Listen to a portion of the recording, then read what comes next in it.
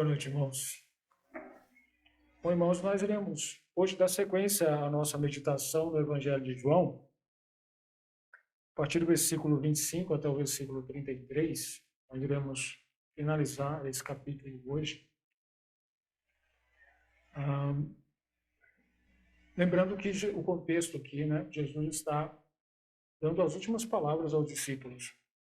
Nos relatos aqui do Evangelho de João, essas são as últimas palavras mesmo. Jesus, após isso, no capítulo 17, Jesus vai fazer uma oração intercessória por eles, e logo em seguida Jesus é preso, levado preso, né? E aí vem todo o procedimento da crucificação de Jesus.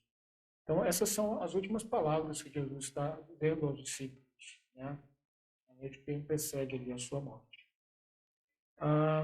Semana passada nós estudamos do versículo 16 até o versículo 24, onde nós vimos ali que o cristão, o crente em si, quando ele crê em Cristo, ele se converte a Deus, ele precisa ter em mente de que ele não se torna uma pessoa blindada em relação aos problemas desta vida. O crente, ele não é blindado, ele é sujeito a passar por muitas provações, por muitas dificuldades, aflições. Isso nós vemos claramente aqui nesse episódio, né, que Jesus fala aos discípulos que eles teriam tribulação no mundo, eles passariam por dificuldades, né? Mas o que Jesus mostra a ele, né, nós vimos várias formas do cristão passar por tristezas, né? Usando o texto, nós vimos ali até a própria questão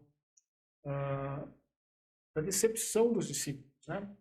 Lembrando que os discípulos eles tinham um entendimento sobre o Messias, um entendimento errado, equivocado, um entendimento, segundo as Escrituras, parcial, né? Eles acreditavam até parte das promessas sobre o Messias, mas a outra parte que falava sobre a morte do Messias, isso eles não atentavam. Então, eles não aceitavam o fato de Jesus ter que ser morto. Então, isso era um motivo de sofrimento para eles. O fato de Jesus agora estar para morrer. Então, todas aquelas expectativas que eles tinham, né? Lembrando, eles tinham deixado tudo para poder seguir Jesus, na expectativa de que Jesus fosse o Messias e que Jesus implantaria o seu reino ali em Jerusalém. Porém, Jesus está falando da sua morte. Então, a tristeza nossa, ela vem muitas das vezes por uma frustração, assim como os discípulos. Nós vemos também a tristeza, como no caso deles, a tristeza por nós não compreendermos a palavra de Deus em muitos textos, por nós simplesmente acreditarmos somente naquilo que nos interessa, como foi o caso dos discípulos e como é o nosso caso ainda.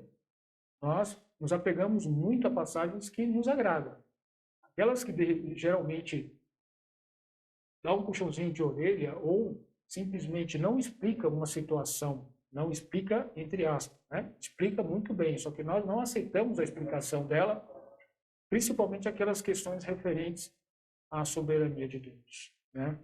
Então, nós vimos ali alguns pontos sobre as tristezas que nós passamos neste mundo. O fato de nós fazermos parte desse mundo já é motivo para nós sofrermos, né?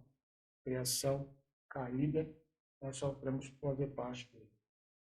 Mas Jesus falou que toda essa tristeza ela seria transformada em alegria, né? Ele usa um termo, converterá em alegria. Então ele consola os discípulos com isso, dizendo que, olha, vocês terão uma alegria que ninguém poderá tirar de vocês, mas vocês vão passar por grande tristeza, grande sofrimento. Então nós aprendemos com isso, e não só nesse texto, mas toda a palavra de Deus, que somos sujeitos a passar por aflições, mas nós possamos ter bom ânimo. Aqui no nosso texto, irmãos, versículo 25 a 33, nós temos o versículo 33, um versículo bem conhecido, e que Jesus diz aos discípulos. Vou ler o versículo. Tenho-vos dito isto para que em mim tenhas paz. No mundo tereis aflições, mas tem de bom ânimo. Eu venci o mundo. Então, Jesus está confortando aqueles discípulos, dizendo que que ele tinha dito algumas coisas a eles para que eles tivessem paz. E ele deixa bem claro, né? No mundo tereis aflições, mas tem de bom ânimo. Eu venci o mundo. Agora, o que Jesus disse aos discípulos para que eles pudessem ter paz? É interessante o que Jesus disse, né? Jesus disse uma grande verdade. No versículo 32, Jesus diz assim: Eis que chega a hora e já se aproxima, em que vós sereis dispersos, cada um para a sua parte, e me deixareis só, mas não estou só, porque o Pai está comigo. Você sabe o que Jesus acabou de dizer para ele? Vocês irão fracassar. É como se Jesus dissesse isso, resumidamente, né? Vocês vão fracassar. Vocês vão me abandonar na hora em que eu vou mais precisar de vocês. Foi isso que aconteceu. Não é isso que Jesus disse para ele. É claro, eu estou aqui parafraseando, usando as informações do contexto, porque é a hora que alguém mais precisa de companhia, é no momento de mais aflição. Então, aquele seria o momento de mais aflição que Jesus ia passar no seu ministério. E naquele momento foi o momento em que ele foi abandonado pelos discípulos. Os discípulos simplesmente o deixaram. Mas ele, como ele disse, ele não estava só. O Pai estava. Jesus está confortando esses discípulos. Nós não podemos tirar isso da mente. Jesus está confortando eles. Mas o que Jesus ensina a eles com isso? E eles o abandonariam. Mas, irmãos, nós atentando para o contexto, nós podemos entender que Jesus dá mensagens a eles que poderia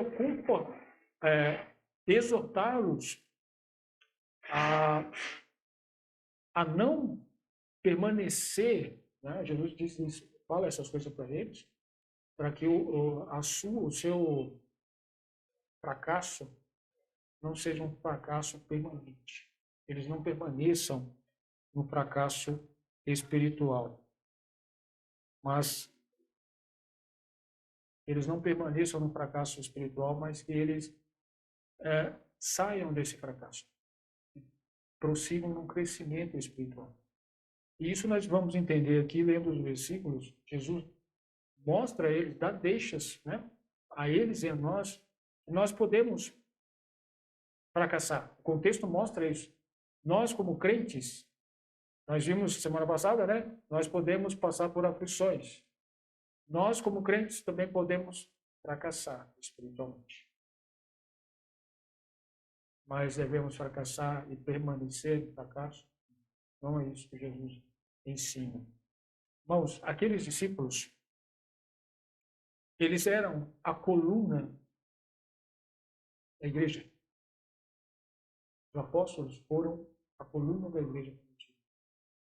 E o texto nos mostra que Jesus usou estes homens falhos, para darem sequência ao crescimento do seu reino, a propagação do evangelho. Foram homens fracos, homens sujeitos ao fracasso, como nós vemos não somente aqui, mas em vários outros contextos, os discípulos fracassando. Então, Jesus não escolhe pessoas perfeitas, não porque não tem. E mesmo se estivesse, Jesus pega instrumentos falhos para dar sequência à sua obra, para realizar a sua obra. Foi isso que ele fez. Ele pegou aqueles discípulos, mesmo sabendo que todos eles eram fracos, que pecariam e que o deixariam no momento mais necessário. E os conforta e os exorta para que eles cresçam, e propaguem o evangelho. E Jesus começa mostrando no versículo 25 que nele eles têm a oportunidade de crescimento. Eles no nosso desenvolvimento espiritual, nós temos a oportunidade de crescermos. Nós devemos buscar o crescimento espiritual. Quando Jesus disse assim, no versículo 25, e isso serve de consolo para nós. Ou se nós fracassamos em algum momento, se nós estamos em um momento de fracasso na nossa vida espiritual, isso serve de consolo. Jesus, Deus sempre nos dá a oportunidade de nós nos reerguermos e progredirmos em crescimento. Jesus disse isso a esses homens que Jesus tinha um entendimento, que Jesus tinha um conhecimento que iam, logo algumas horas depois, iam todos para o seu lugar, para a sua casa, ia deixá-lo só. E Jesus está exortando esses homens que eles podem crescer, podem ser homens fortes espiritualmente. Versículo 25. Disse-vos isto por parábolas. Chega, porém, a hora em que não vos falarei mais por parábolas, mas abertamente vos falarei acerca do Pai. Quando Jesus fala assim, disse-vos isto por parábolas, Jesus provavelmente está se referindo a muitos episódios de ensinamento dele, tanto aqui no cenáculo, onde é o contexto que ele está falando com os discípulos, como até no seu ministério. O ministério de Jesus, por diversas vezes, ele falou por parábolas, por diversas vezes ele ensinou aos discípulos e os discípulos não entenderam. Por diversas vezes ele falou com os discípulos, principalmente sobre esta hora, e os discípulos não compreenderam isso. Eles não entenderam isso. Mas Jesus diz claramente, então, possivelmente, quando ele fala assim, disse-vos isto por parábolas, isto se refere a muitas coisas que Jesus disse aos discípulos. Só que ele fala assim, porém, é chegada a hora em que não vos falarei mais por parábolas. Que hora seria essa? Esta hora nós podemos entender, né, temos em mente duas horas. Talvez uma delas é a mais certa, vamos dizer assim. Mas em dois momentos, nós podemos entender que os discípulos passariam a entender mais claramente o propósito de Deus para a salvação. Por que Jesus veio? Um desses momentos seria quando o Espírito Santo viria à igreja. E ali, né, revestiria a igreja de poder, e os discípulos passariam a compreender, né, como nós vimos, o Espírito os guiaria em toda a verdade. Então, eles passariam a compreender, não somente compreender, mas lembrar de todos os ensinamentos que Cristo deu a eles.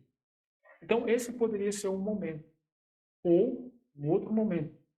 O outro momento seria logo após a ressurreição de Jesus, quando ele ficou por um tempo com os discípulos e ele começou a mostrar a eles nas Escrituras de que era necessário, né, principalmente sobre essa questão da sua morte, ele mostrou para os discípulos nas Escrituras que era necessário que ele fosse crucificado, né, que ele fosse morto e que ele ressuscitaria.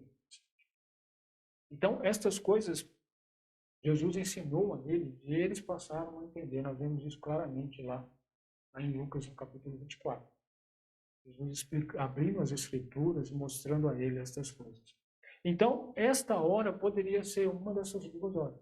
Nós sabemos que nesses dois momentos se tornou muito claro para aqueles discípulos o propósito de Deus para a salvação.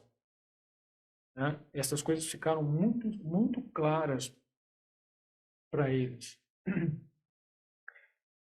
Por exemplo, nós vemos nas Escrituras alguns episódios pelo qual os discípulos não entendiam os ensinamentos.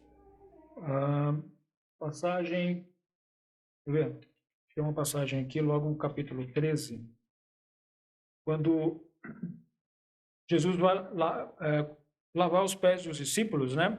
No capítulo 13, versículo 6, Jesus aproxima-se de Pedro e Pedro fala assim, aproximou-se, pois, de Simão Pedro, que lhe disse, Senhor, tu lavas-me os pés a mim? Aí o que Jesus disse a ele? Respondeu Jesus e disse, o que eu faço não sabes tu agora, mas tu saberás depois. Então, muitas coisas os discípulos simplesmente não compreendiam. Eles não entendiam o que Jesus estava ensinando a eles. Mas essas coisas, elas se tornariam bem claras depois. Depois eles passariam a entender estas coisas. Um exemplo disso é quando Jesus faz a limpeza no templo, isso lá no capítulo 2 do Evangelho de João, Jesus faz a limpeza do templo e ele é desafiado ali pelos judeus. Com que autoridade ele fazia aquilo? Né? Jesus diz assim a eles, olha, se vocês derrubarem derrubarem este templo, em 3 dias levantará. Né? Ele levantaria este templo. Jesus está se referindo ao corpo dele e não ao templo em si. E o apóstolo João, quando Jesus disse isso, né? Jesus respondeu e disse, derribai este templo e em 3 dias o levantarei. Jesus estava dizendo sobre ele, né? E o apóstolo João, ele explica isso, né? Ele explica que Jesus não estava falando sobre o templo em si mesmo, mas sobre o seu corpo. E depois disso, no versículo 22, depois de explicar isso, no versículo 22 ele fala assim, quando, pois, ressuscitou dentre os mortos, isso eu estou lendo João capítulo 2, 22, quando, pois, ressuscitou dentre os mortos, os seus discípulos lembraram-se de que lhes dissera isto e creram na Escritura e na palavra que Jesus tinha dito. Vemos claramente que os discípulos eles não tinham compreensão de muitas coisas que Jesus estava ensinando. Mas todas essas coisas, como Jesus mesmo disse, né? Ele passaria a falar a eles abertamente. Né? Ele falaria de forma que eles entenderiam, uma forma clara para eles e que eles entenderiam. E acerca de quê? O que Jesus falaria? Jesus falaria acerca do Pai. Foi para isso que Jesus veio. Ele veio para revelar a Deus. A única forma do homem conhecer o Pai é através do Filho, é através de Jesus Cristo. Não tem uma outra forma. Não existe outra forma do homem conhecer a Deus se não for através de Jesus Cristo. E foi isso que Jesus veio fazer. Ele diz isso, tem uma passagem, deixa eu ver se eu anotei.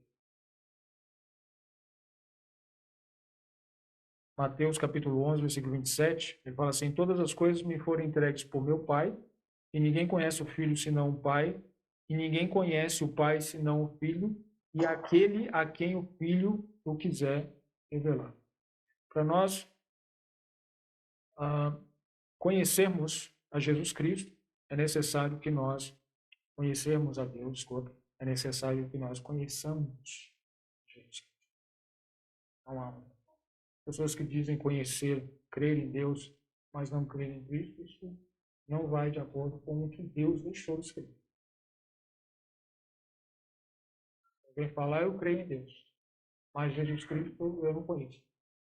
Você está equivocado, porque o que Deus diz na sua palavra é que nós precisamos conhecer o seu Filho para conhecer. Essa é a única forma. Há muitos outros versículos, né? Como lá no capítulo 1 fala sobre a manifestação de Jesus, né? E vimos a sua glória como a glória do unigênito do Pai, cheio de graça e verdade, e muitos outros versículos falam sobre isso.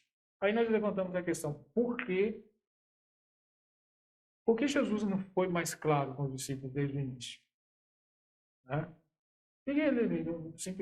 Por que nós não lemos as Escrituras e simplesmente está tudo claro ali? Você lê, entende, pronto, ponto final, acabou. Por quê? Bom, já vi um comentário muito interessante que responde isso.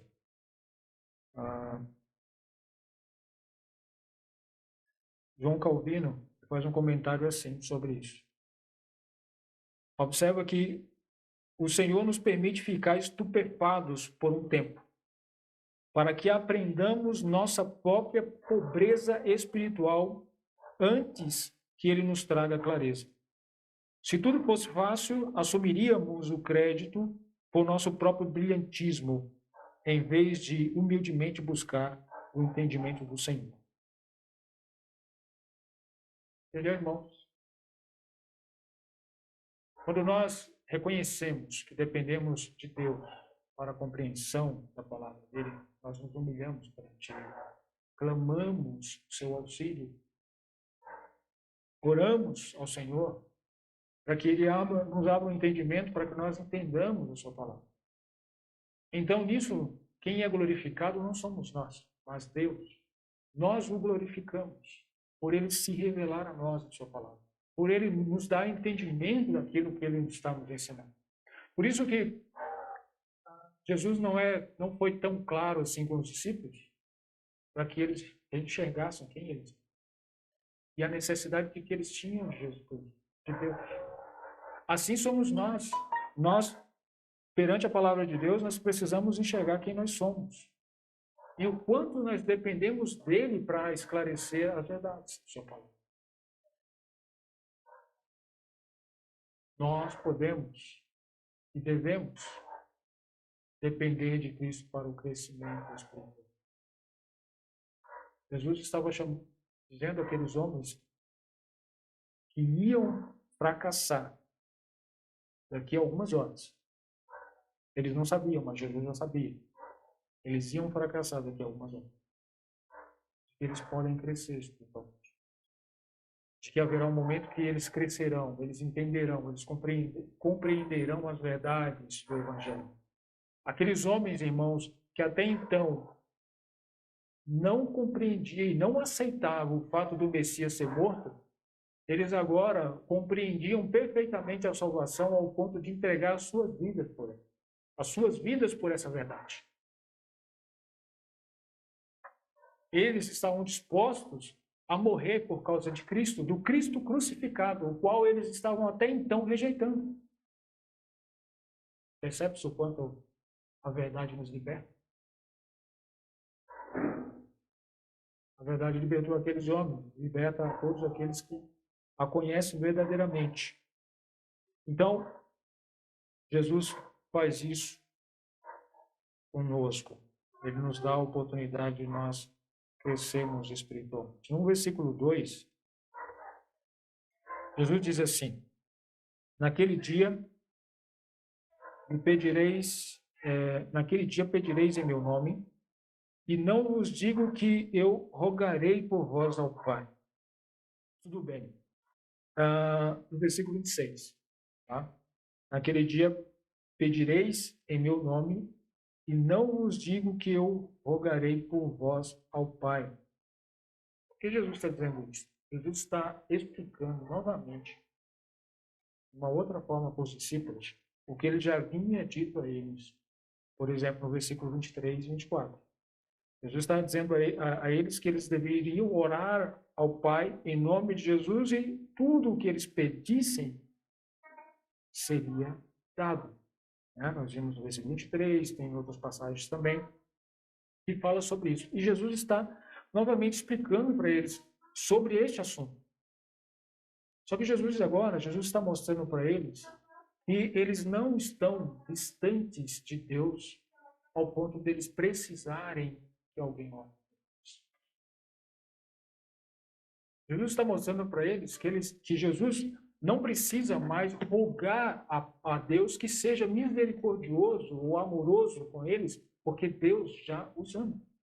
Como ele fala no versículo seguinte, né? Pois o mesmo Pai os ama.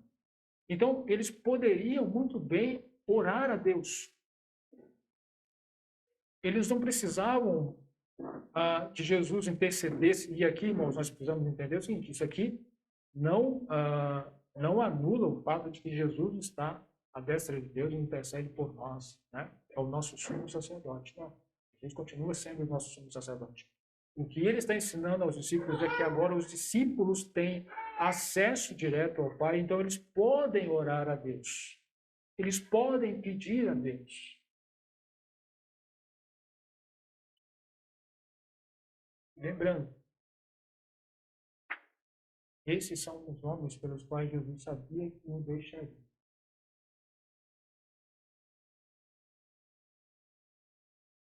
São os homens pelos quais iam fracassar, espiritualmente falando. Jesus está dizendo a eles, olha, vocês têm um privilégio. Vocês podem se achegar a Deus e orar diretamente a Ele, porque o Pai vos ama. Ele ama vocês. Nós sabemos que nós temos aí um grande inimigo nosso, né? E muitas das vezes, quando nós nos pomos a orar, principalmente quando nós fracassamos espiritualmente, nos colocamos a orar, o inimigo geralmente lança algumas coisas na nossa mente, né? Ele começa a nos colocar dúvidas sobre, olha, você não tem direito algum de estar orando. Por exemplo, né? Você não tem autoridade, você não tem direito nenhum de orar. Você vai pedir o quê para Deus? Deus vai rir da sua cara. Né? Seu hipócrita. Satanás faz isso, né? Chama até de hipócrita. Seu hipócrita. Você vai orar agora por quê? Mas, irmãos, Jesus está falando com homens que o negariam. Viraria as costas para ele. Falando que estes homens, agora eles podem se achegar ao Pai, porque o Pai os ama. Então, irmãos, nós fracassamos muitas vezes porque nós não oramos. Mas mesmo quando nós fracassamos, nós podemos nos achegar a Deus em oração, confiados naquilo que Jesus fez por nós. Confiados no nome de Jesus. Não é confiado em nós. Não é confiado que somos boas pessoas, que fizemos tudo certinho, por isso eu posso se achegar a Deus e orar. Não. Todos, tanto quem é certinho, está tudo bem, está tudo certo, está em pé, como aquele que caiu, todos nós chegamos a Deus confiados no que Cristo fez por nós. Todos. Jesus nos dá aqui um grande conforto para aqueles discípulos, né? Um encorajamento àqueles discípulos e a nós. E mesmo nas nossas falhas, nossas fraquezas, caindo, errando, falhando espiritualmente, nós podemos nos achegar a Deus.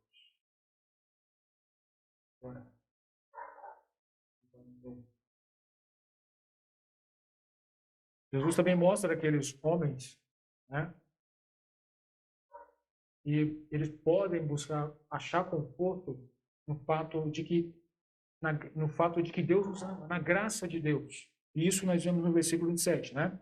Pois o mesmo Pai vos ama, visto como vós me amaste e crestes que saí de Deus.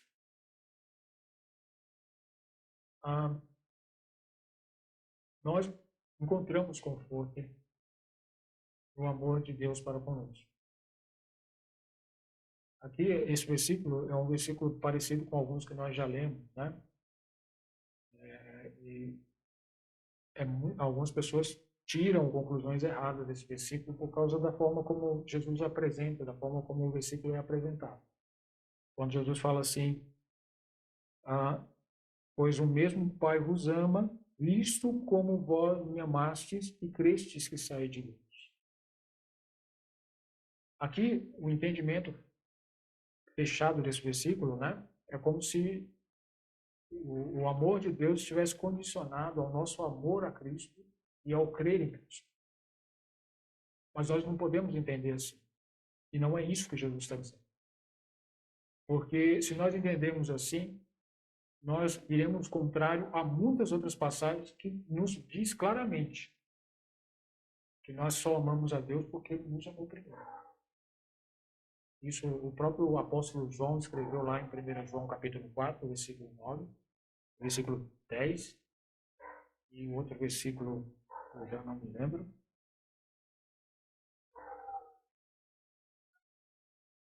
Mas lá tem alguns versículos que nos mostram que nós só amamos a Deus porque Ele nos amou primeiro.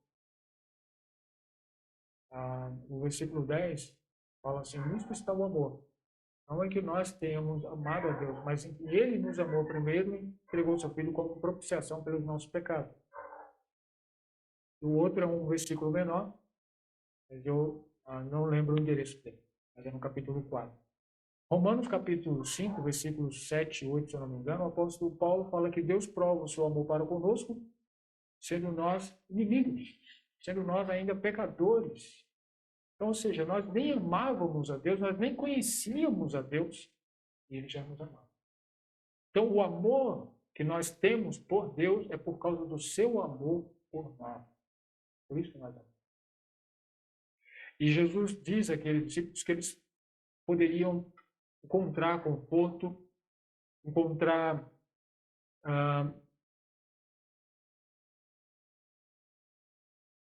motivação em crescer espiritualmente, em sair, né, do seu fracasso espiritual e começar a crescer por causa da graça, olhando para a graça que Deus fez por eles, porque Deus sente por eles. Deus nos ama, Jesus mostra isso àqueles discípulos. No versículo 28, Jesus faz aqui, né, poderíamos dizer assim, faz um resumo, bem resumido, da obra de salvação, né? Da sua obra de salvação. Quando ele diz assim, saí do Pai e vim ao mundo. Outra vez deixo o mundo e vou para o Pai. Nesse processo nós vemos uma vinda e uma volta, né?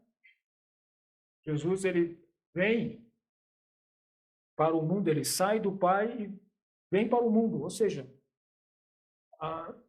quando Jesus fala assim, sair do Pai, ele está mostrando claramente de onde ele veio e mostrando quem ele é. A sua natureza divina. Como o apóstolo João começa a descrever lá no capítulo 1, versículo 1. E o verbo se fez carne e habitou entre nós. O princípio era o verbo, é esse versículo. Versículo 7 é o princípio era o verbo estava com Deus e o verbo era Deus. Esse é um outro versículo, mesmo capítulo também. Então, claramente, Jesus está mostrando a sua divindade. Que ele veio ao mundo. Isso é importante, irmãos, porque se Jesus não fosse Deus, ele não poderia morrer pelos nossos pecados. Se ele não tivesse vindo do Pai, ele não teria condição de morrer pelos nossos pecados. Não há nenhuma parte das Escrituras, alguma abertura para que alguém sirva, algum homem, alguma criatura sirva como propiciação pelos nossos pecados. Não há brecha. A palavra de Deus não dá brecha para algum entendimento assim. A única forma aceitável para Deus era que o próprio Deus morresse pelos nossos pecados. O próprio Deus enviando seu Filho morresse pelos nossos pecados. Então, isso é muito importante, esse entendimento. Jesus saiu do Pai e ele deixou o mundo, né? Esse entendimento deixou o mundo. Como que Jesus deixou o mundo? Jesus deixou o mundo na sua morte. E nós sabemos muito bem que foi para isso que ele veio. Jesus não foi pego de surpresa pelos líderes religiosos daquela época. Jesus não caiu na armadilha deles. Foi para isso que Jesus veio. Jesus deixa isso bem claro em muitas passagens. Uma delas é aquela conversa que ele tem com Nicodemos. Quando ele cita que, como a serpente foi levantada no deserto, assim é necessário que o Filho do Homem seja levantado. Ele já fala da necessidade da sua morte. Da necessidade que ele fosse morto, e morto em uma cruz. Então, ele deixou o mundo na sua morte. E quando ele fala que deixou o mundo e outra vez deixo o mundo e vou para o Pai,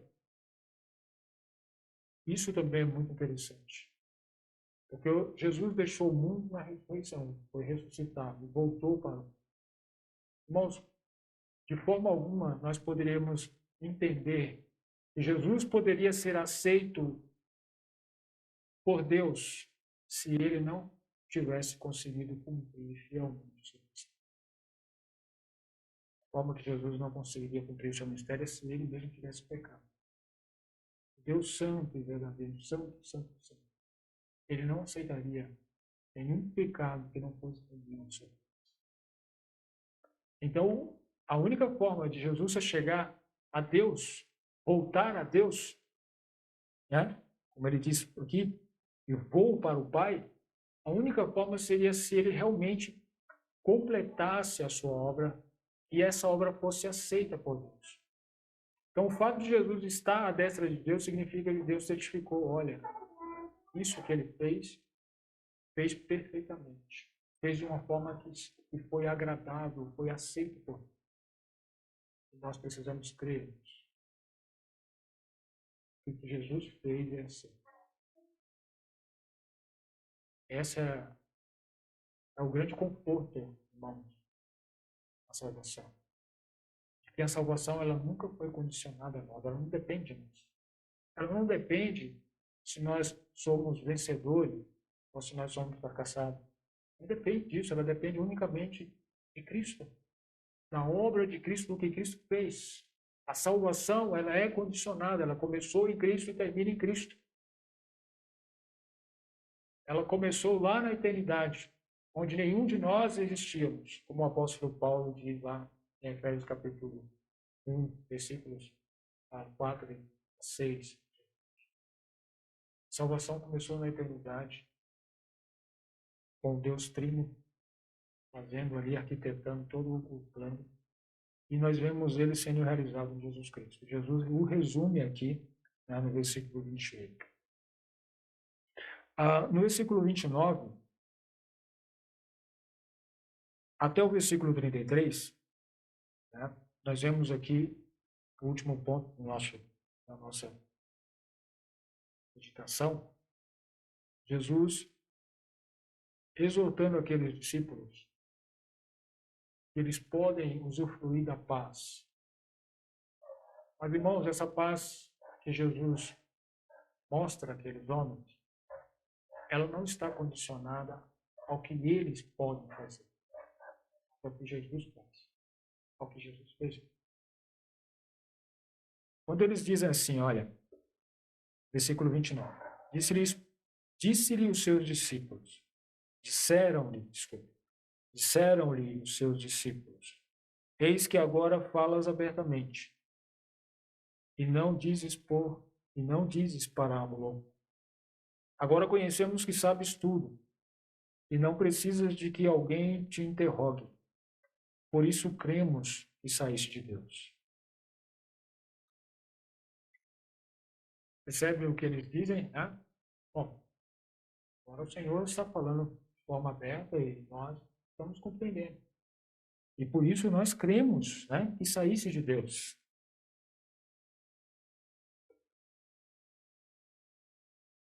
Será? Diz a questão. Né? Será? Irmãos, aqueles homens criam, mas a sua fé ainda precisava ser exercitada. E Jesus sabia, né, que aqueles homens que estavam dizendo aquilo, eles logo deixaram. Irmãos, o problema chegou a ele e eles nem percebiam isso. Porque lembrando, né? Jesus diz isso aqui, o versículo 32 a eles, mas Pedro, instantes depois, ele tinha falado assim, olha, quando Jesus falou que era necessário que ele fosse morto, Pedro falou assim, olha, Senhor, eu vou morrer pelo Senhor. Eu nunca vou te negar. Jesus disse para ele, antes que o galo cantasse. Aqui, irmãos, eles estão dizendo, não somente Pedro, mas todos os discípulos, estão dizendo que agora ele está dizendo. E que eles creem que Jesus saiu de Deus. Que eles creem em Cristo.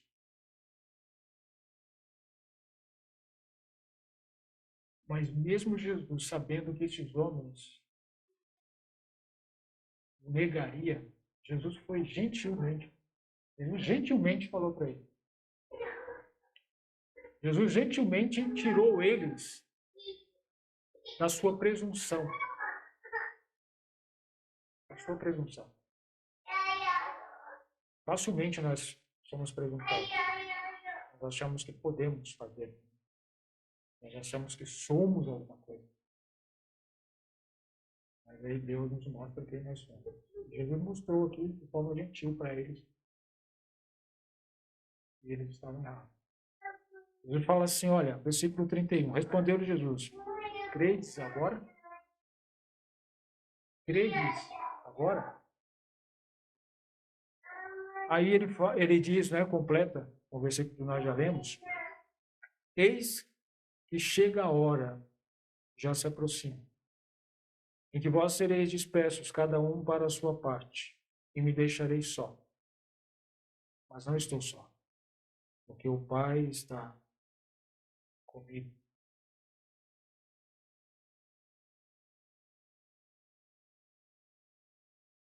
Jesus mostra aqueles homens a condição deles, de que eles, ao invés do que eles achavam, né, assim como ele fez com Pedro, achavam que eles morreriam por Cristo ou que fariam qualquer coisa por Cristo, Cristo está mostrando a eles, olha, vocês vão me negar. Cada um de vocês vão virar as costas para mim, vão cada um para as suas casas. E eu vou ficar só. Não vou ficar só porque o Pai está aí comigo. Mas os discípulos, todos eles, o deixaram. Mas, irmão, sabe qual é o conforto? Jesus disse, olha, vocês têm paz. Jesus fala assim, ó, tem de bom ânimo. No mundo tereis aflições, mas eu venci o mundo, né? Primeiro Jesus diz assim, na parte A do versículo, tenho-vos dito isso para que em mim tenhais paz. Para que em mim tenhais paz. Ou seja, irmãos, a paz que nós encontramos, ela não está condicionada a nós. Jesus está mostrando aqueles homens, olha, a paz que vocês vão ter independente do que vocês façam.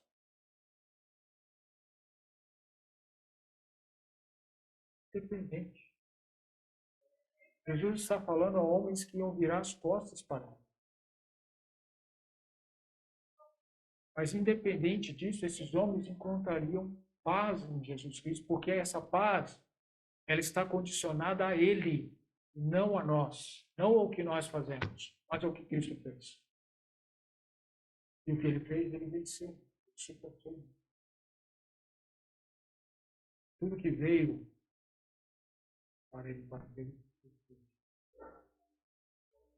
como servo, Ele foi obediente até a morte.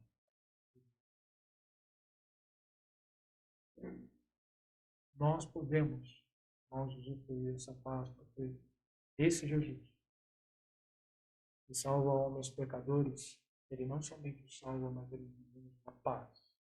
Nos dá paz, uma paz com Deus e a paz de Deus. A paz que nós temos com Deus, essa paz tão importante, porque nós éramos inimigos, nós passamos a ter em Cristo. E não somente isso, mas nós também podemos ter paz, a paz de Deus, a paz aqui nesse mundo. Uma paz que não está condicionada a nada, a não ser Cristo. Ela não está condicionada a nada deste mundo. Ela está condicionada unicamente a Cristo.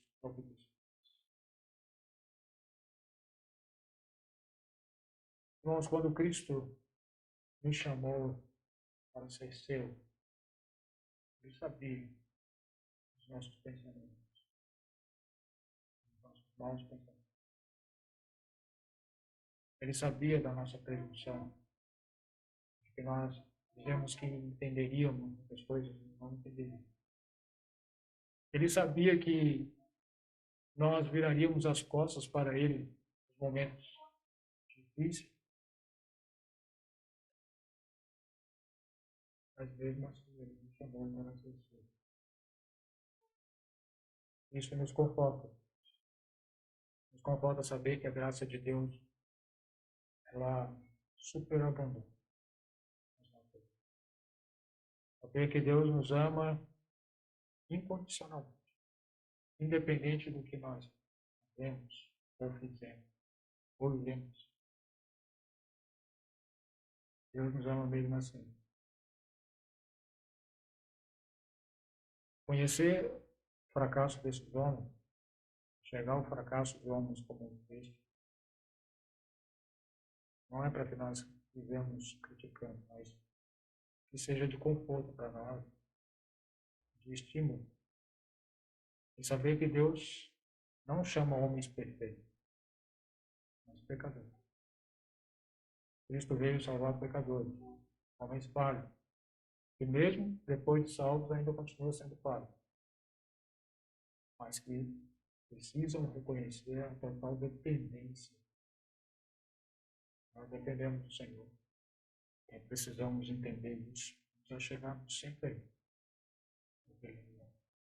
Obrigado, irmãos, pela atenção. Deus abençoe.